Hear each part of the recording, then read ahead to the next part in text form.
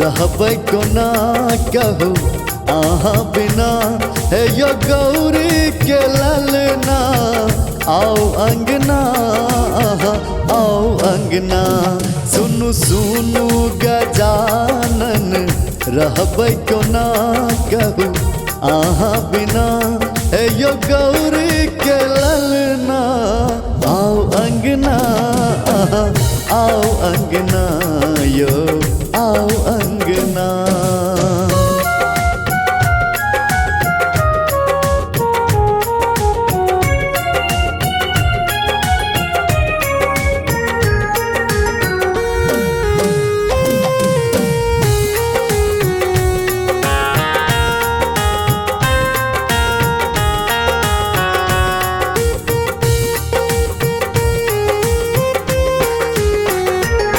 देखू अहिले निपलो घर आदुआए, चरणामृत बनायब चरण के पखाए।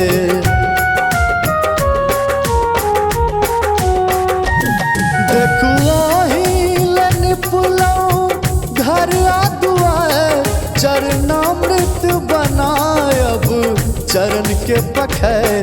हमरा चाही ने बंगला चांदी सोना दिया अपन चरना। हे यो गौरी के ललना आओ अंगना, आओ अंगना। हे यो गौरी के ललना आओ अंगना, आओ अंगना यो आओ अंगना।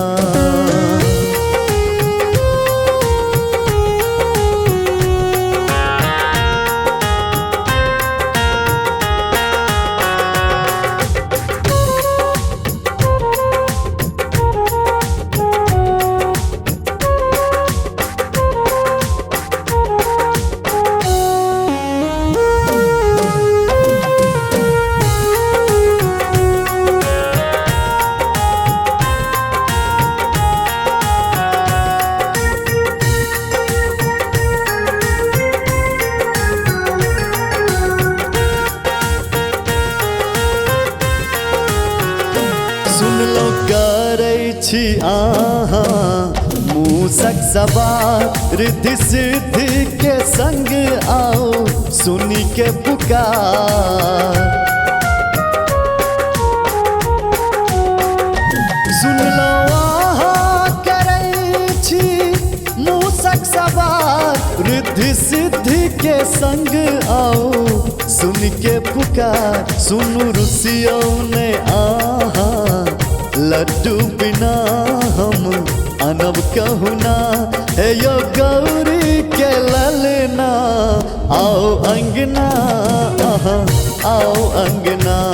हे यो गौरी के ललना आओ अंगना, आओ अंगना यो आओ अंगना।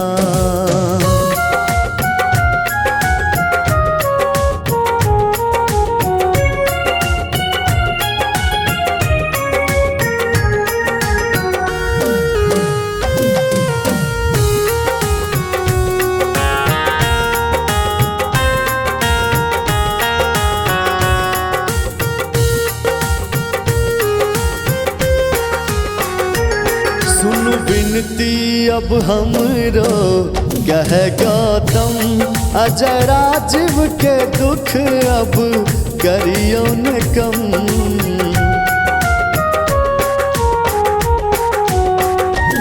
सुन विनती अब हमरो कहे गौतम, अजय राजीव के दुख अब करियो न कम।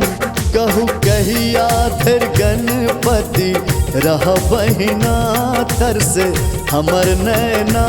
हे यो गौरी के ललना आओ अंगना, आओ अंगना। हे यो गौरी के ललना आओ अंगना, आओ अंगना यो आओ अंगना।